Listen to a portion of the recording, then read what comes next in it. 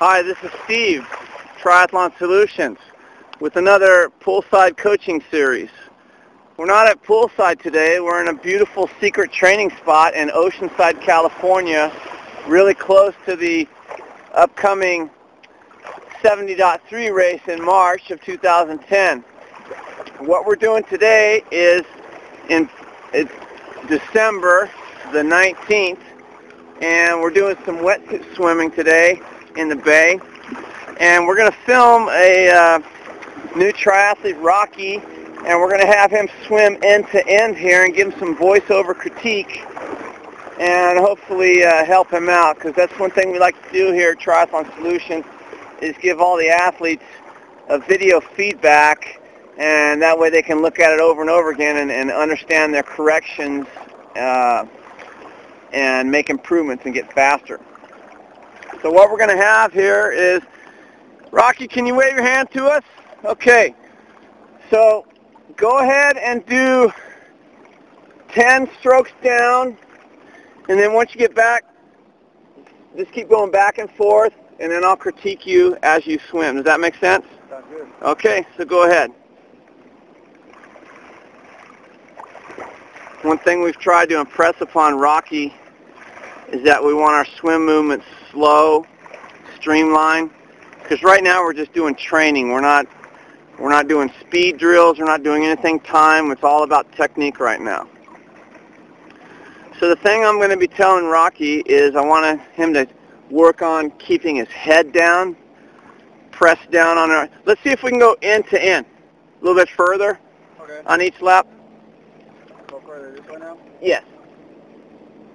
So I want to tell him to press down on his ear, and when he does stroke, we don't want that swim cap to be submerged below the water. So I like how he's keeping it up. We want a nice dry patch on the back of the cap, but he is tending to lifting his head out of the water, and that's what's going to cause his feet to drag. You can keep on going down this way. We're fine. So if you press down on your ear, that will give you that breath of air, and that way you're not going to mess up your feet coming down and putting the brakes on, creating drag.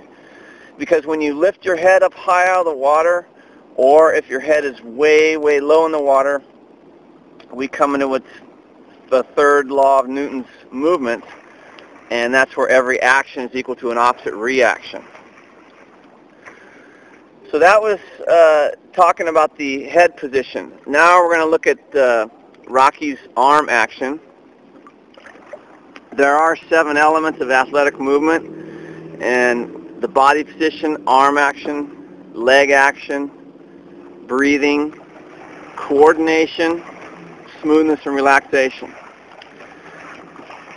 So with Rocky's arm action, the first thing what we notice is his left hand is crossing swimming's holy ground called the midline. Why we don't want to cross the midline is when we send that hand, the right or the left hand, across the midline of the body, which is the center part of your body, in other words, just like this, it's going to send your feet, that opposite reaction, out to a 5 o'clock position. And you get what's called a fish-like movement in the water, and we don't want to have that in swimming because that creates drag. You're doing fine, man. Just stop when you want, take a breath, and then just keep on going. And so that's what we want to think about with our arm action. We have drills to help us not cross the midline, and we call them quiet drills, and we also have the shark drill that helps us out with that. Okay, so let's get back to Rocky's swim stroke with his arm action. The one thing I'll tell him is we want to have high elbows coming out of the water. The DeSoto wetsuits that we're wearing right now offer a lot of flexibility, so we can have high elbows. And why we want high elbows in swimming is that allows us to achieve the same hand entry position every time. because swimming is about doing perfection over and over and over again. Just like a skilled shooter holding his weapon wants to do the same things over and over again. As you can see, when you have low elbows, your hands will enter at different points in the water. And when they enter at different points along the water, then we, again, will cross the midline, and we will have a fish-like movement in the water, which creates drag. So once we catch some breaths, we'll move off, and we'll talk more about his body position. So the arm action, the high elbows, possibly you can see where the hands are entering at different spots about every other time. And that's because on the 4 phases of the swim stroke, we have the catch phase, the pull phase, the power phase, and the recovery phase.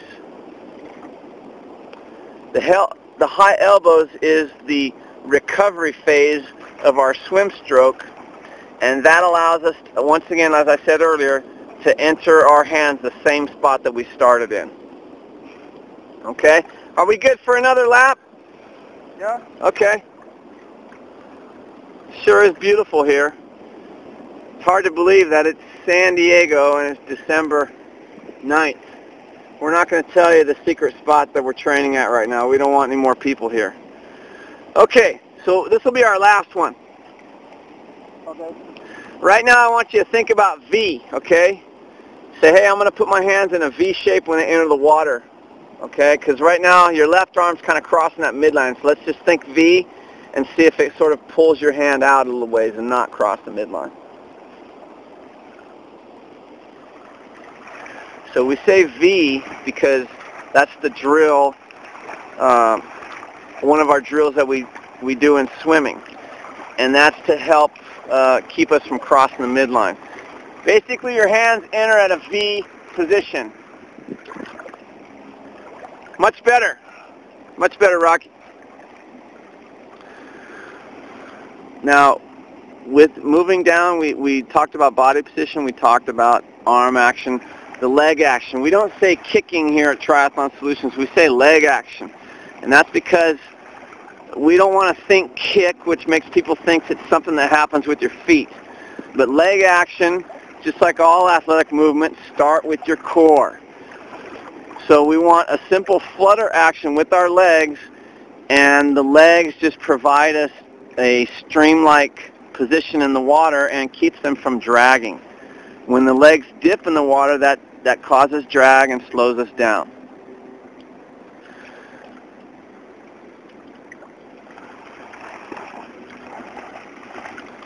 When our feet move, we want to keep them in sort of a 1-foot box, and we don't want a big wide scissor kick. Can you go down like right past me? I'm going to film your leg action right now. Okay. I have to get over those little shadows. Yeah, okay. So the leg action, we just want to keep our feet in like a little box. He's doing a pretty good job, but as with most swimmers, you might see his feet bow out when he does. He's right-handed, so he will tend to open up the feet when that right arm strokes out. And that's just something we need to think about in swimming. The feet should stay the same the whole way. And basically, you just want your heels to break the surface. The heels break the surface. It lets you know that you're doing the movement with the leg action, and that's better than just pulling your feet along for the ride. You want your feet to be a part of the process.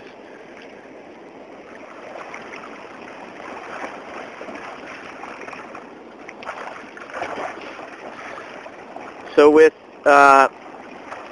Rocky here as his coach, the first thing we would probably work on is we would get to the pool, hold on to the edge of the pool where we can stand, and then we would just practice feeling what it's like to breathe by just pressing our ear down in the water